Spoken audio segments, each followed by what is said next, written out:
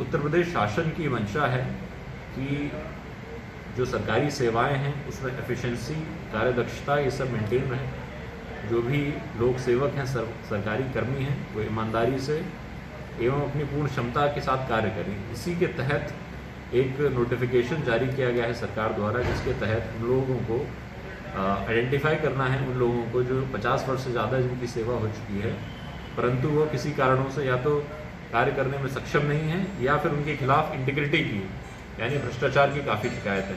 तो इसमें सबसे पहली लिस्ट में हम लोगों ने उन लोगों को चिन्हित किया है जो विभिन्न, किसी को कोई मानसिक रोग है, किसी को कोई शारीरिक रोग है, कोई विकलांगता है, किसी को कोई गंभीर बीमारी है, जिसके कारण से वो ना ही पुलिस का काम कर पा रहे थे, ना ही ऑफिस में बैठ के काम कर पा रहे थे। तो उनको चिन्हित करके 5 लोगों को अनिवार्य सेवानिवृत्ति हमारे द्वारा दी गई है। इसके अलावा हम लोग 100 पुलिसकर्मी और हमारे रडार पर हैं, जिनमें से हम लोग चिन्हित कर रहे हैं, उनके बारे में LIU से जांच कर रहे हैं और वेरिफिकेशन कर रहे हैं, उनके कैरेक्टर रोल्स की जांच कर रहे हैं तथा उनकी आम छवि के बारे में पता कर रहे हैं। उन भ्रष्ट पुलिसकर्मियों को चिन्हित करके उनके खिलाफ भी अनिवार्य सेवानिवृत्ति की कार्रवाई हमारे द्वारा आगे की जाएगी।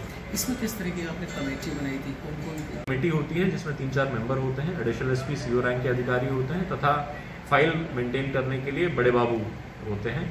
ये कमेटी संस्तुति करती है और डिसीजन जो है हेड कांस्टेबल स्तर के कर्मचारियों का SSP द्वारा लिया जाता है और सब इंस्पेक्टर स्तर के कर्मचारियों का IG रेंज या DIG रेंज द्वारा लिया जाता है। और इसके अलावा जो सीनियर कर्मचारी हैं उनका डिसीजन शासन स्तर पर होता है। क्या इसमें ऐसे भी लोग थे 5 में जिन्होंने पहले से एप्लीकेशन दे रखे थे कि हमको सेवानिवृत्ति चाहिए, उनको भी शामिल किया गया? इसमें से 5 लोग वो हैं जो शारीरिक रूप से अक्षम हैं, उनको पहले ही बता दिया था कि आपको अनिवार्य सेवानिवृत्ति दी जा रही है।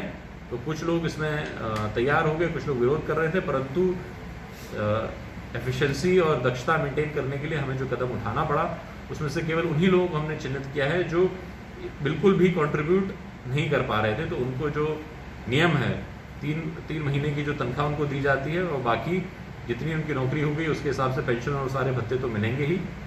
यह अनिवार्य सेवानिवृत्ति है, टर्मिनेशन या बर्खास्तगी नहीं है।